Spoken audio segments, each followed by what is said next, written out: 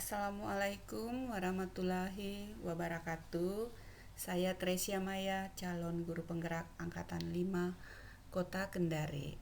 Pada koneksi antar materi yaitu pengambilan keputusan sebagai pemimpin pembelajar.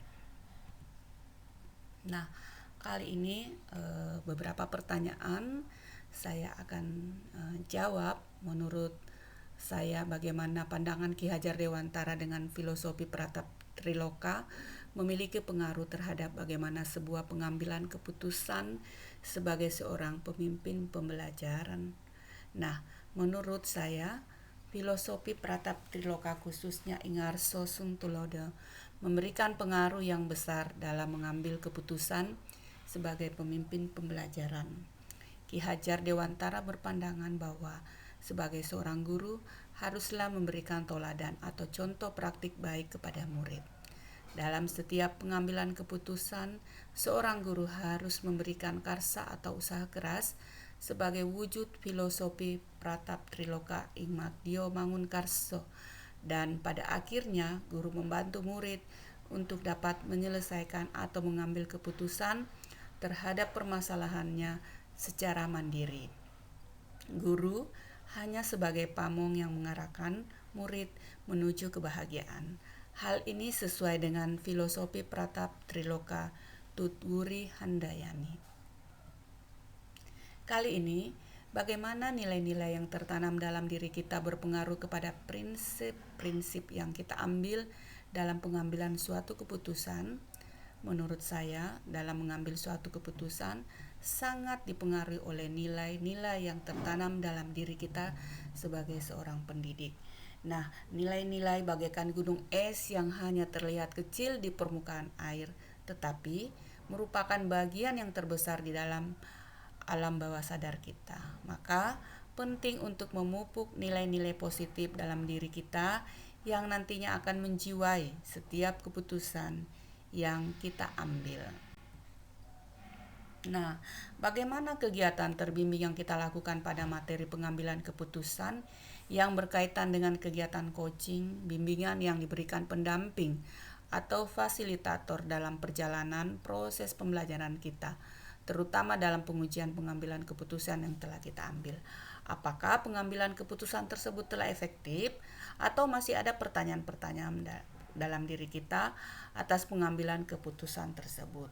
Hal-hal ini tentunya bisa dibantu oleh sesi coaching yang telah dibahas pada modul 2 sebelumnya. Menurut saya, coaching adalah keterampilan yang sangat penting dalam menggali suatu masalah yang sebenarnya terjadi, baik masalah yang dalam diri kita maupun masalah yang dimiliki orang lain. Dengan langkah coaching Tirta, kita dapat mengidentifikasi masalah apa yang sebenarnya terjadi dan membuat pemecahan masalah secara sistematis. Konsep coaching Tirta sangat ideal apabila dikombinasikan dengan 9 langkah konsep pengambilan dan pengujian keputusan sebagai evaluasi terhadap keputusan yang kita ambil. Bagaimana kemampuan guru dalam mengelola dan menyadari aspek sosial emosionalnya akan berpengaruh terhadap pengambilan suatu keputusan, khususnya masalah dilema etika.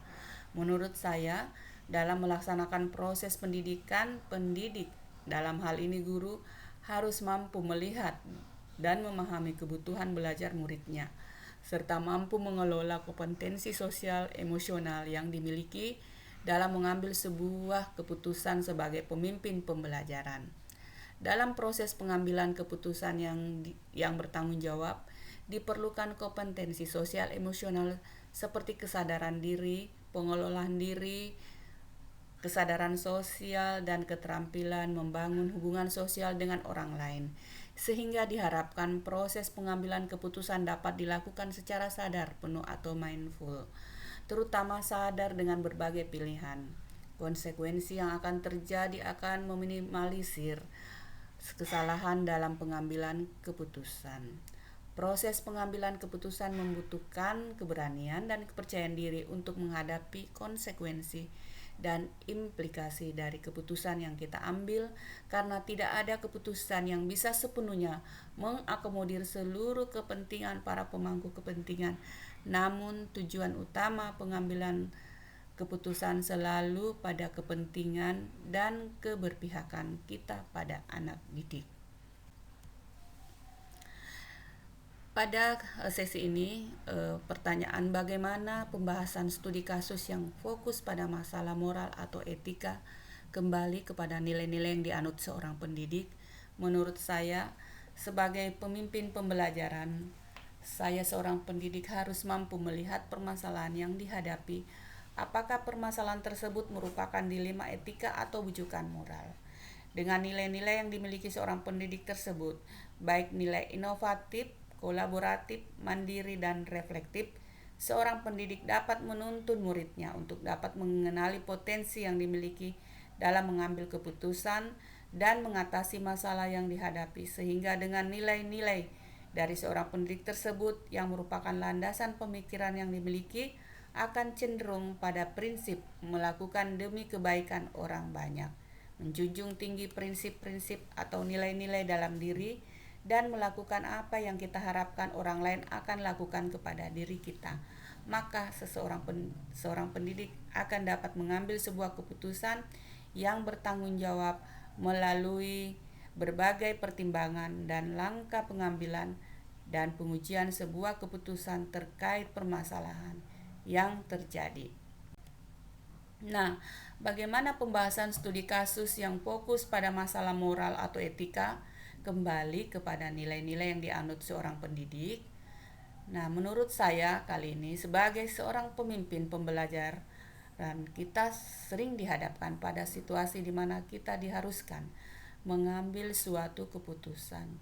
Namun, terkadang dalam pengambilan keputusan terutama pada situasi dilema, kita masih kesulitan. Misalnya, lingkungan yang kurang mendukung, bertentangan dengan peraturan, dan meyakinkan orang lain bahwa keputusan yang kita sudah ambil ini sudah tepat.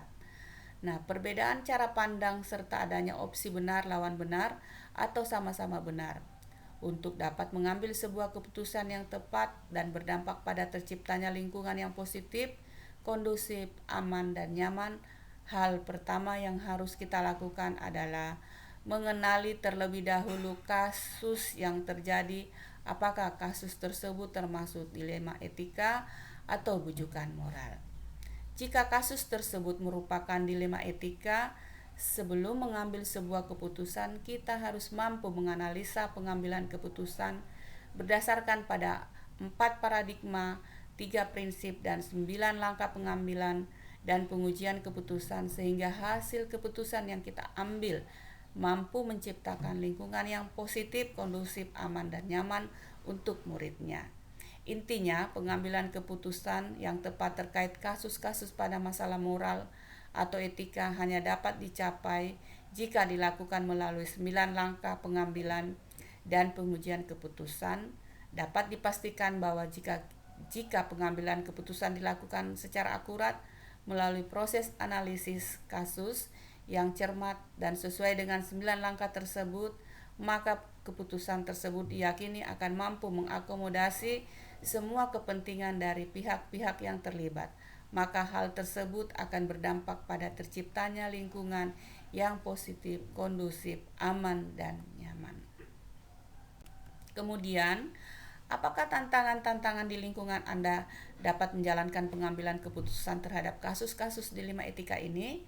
Nah, menurut saya, adakah kaitannya dengan perubahan paradigma di lingkungan Anda? Nah, tantangan dialami di lingkungan saya untuk dapat menjalankan pengambil keputusan adalah kesulitan atau kendala yang bersumber pada pengambilan keputusan, di mana dalam mengambil keputusan tidak melibatkan guru atau warga sekolah lainnya.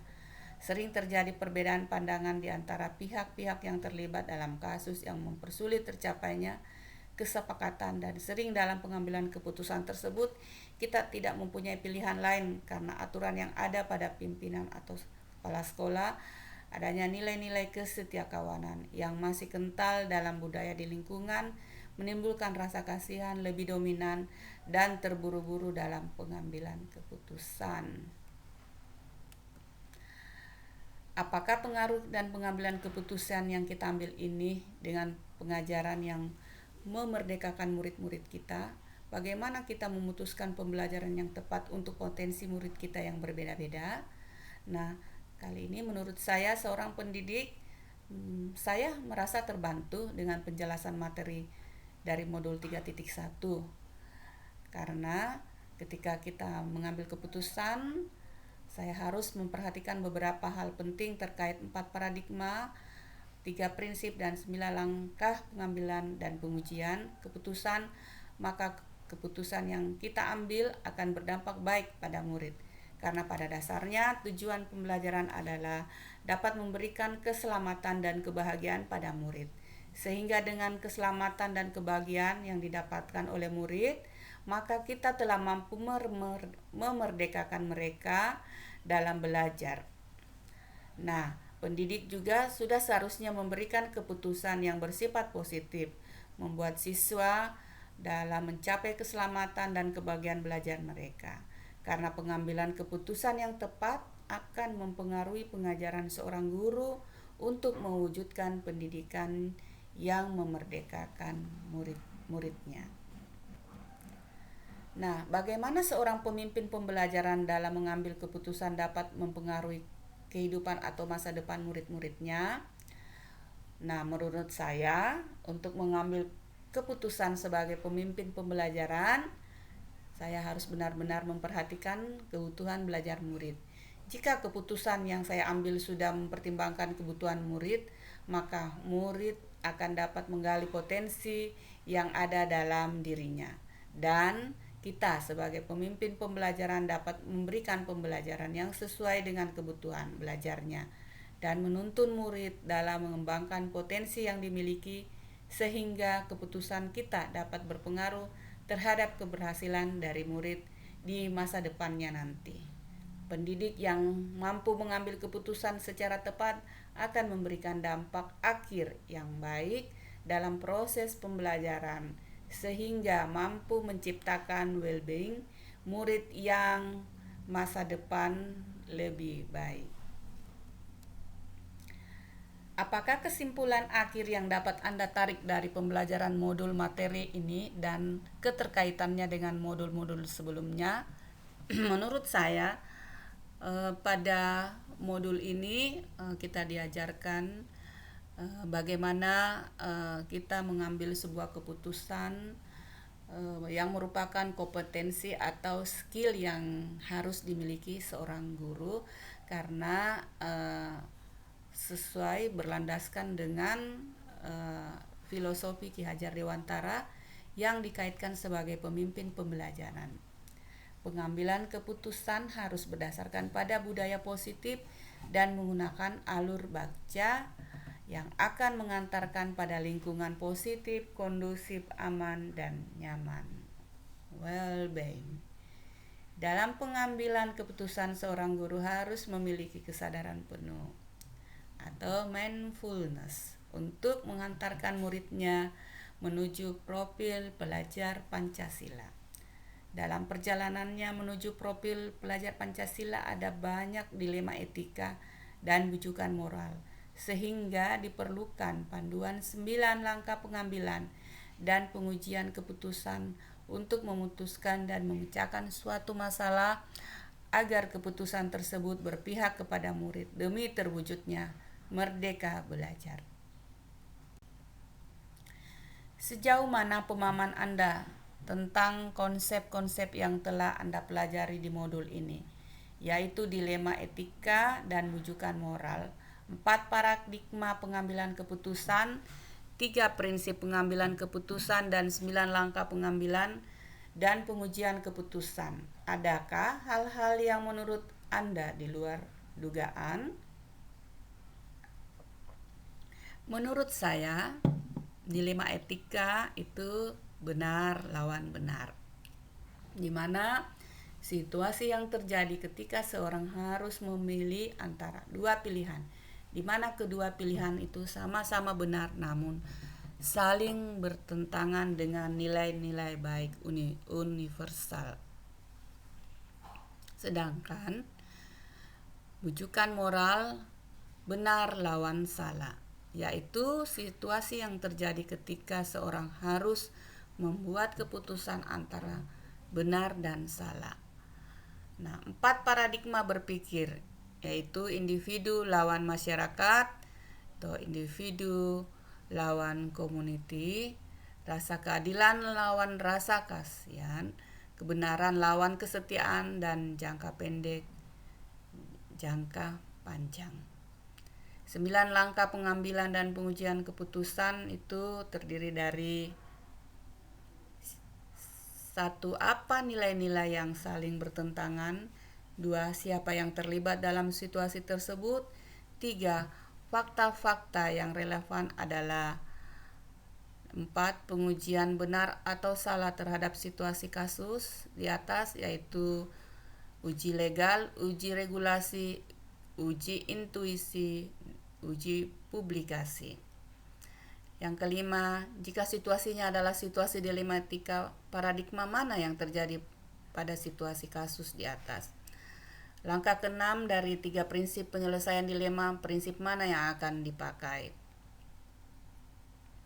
Yang ketujuh, langkahnya adalah apakah Anda dapat menyelesaikan, apakah ada sebuah penyelesaian yang kreatif dan tidak terpikir sebelumnya untuk menyelesaikan masalah ini, atau investigasi opsi trilema. 8. Apa keputusan yang akan Anda ambil? Ke-9 adalah langkah, coba lihat lagi keputusan Anda dan refleksikan. Sebelum mempelajari modul ini, pernahkah Anda menerapkan pengambilan keputusan sebagai pemimpin dalam situasi moral dilema? Bila mana pernah, apa bedanya dengan apa yang Anda pelajari di modul ini? Menurut saya, sebelum mempelajari modul ini, saya tidak pernah menerapkan konsep dari 9 langkah untuk membuat keputusan. Namun, secara keseluruhan ada prinsip dalam pengambilan keputusan yang saya gunakan, yang saya lakukan untuk membuat keputusan, dan hasil keputusannya tidak membuat seseorang dirugikan. Bagaimana dampak mempelajari konsep ini buat Anda? Perubahan apa yang terjadi pada cara Anda dalam mengambil keputusan sebelum dan sesudah mengikuti pembelajaran modul ini? Sebelumnya, saya membuat keputusan dengan beracuan keputusan yang saya buat tidak merugikan kedua belah pihak saja. Namun, setelah mempelajari modul 3.1 ini, dalam membuat keputusan, saya harus berpedoman pada 4 paradigma, 3 prinsip, dan 9 langkah untuk mengambil keputusan yang nantinya hasil keputusannya akan berpihak pada murid, nilai kebajikan universal, dan tanggung jawab. Selanjutnya, seberapa penting mempelajari topik modul ini bagi Anda sebagai seorang individu dan Anda sebagai seorang pemimpin? Nah, sangat penting menurut saya, karena sebagai seorang pendidik kadang kita dihadapkan dengan permasalahan dilema etika atau bujukan moral, sehingga ketika saya menjadi pemimpin, saya mengetahui alur atau langkah apa yang saya harus ambil ketika saya diperhadapkan pada suatu kasus untuk membuat satu keputusan.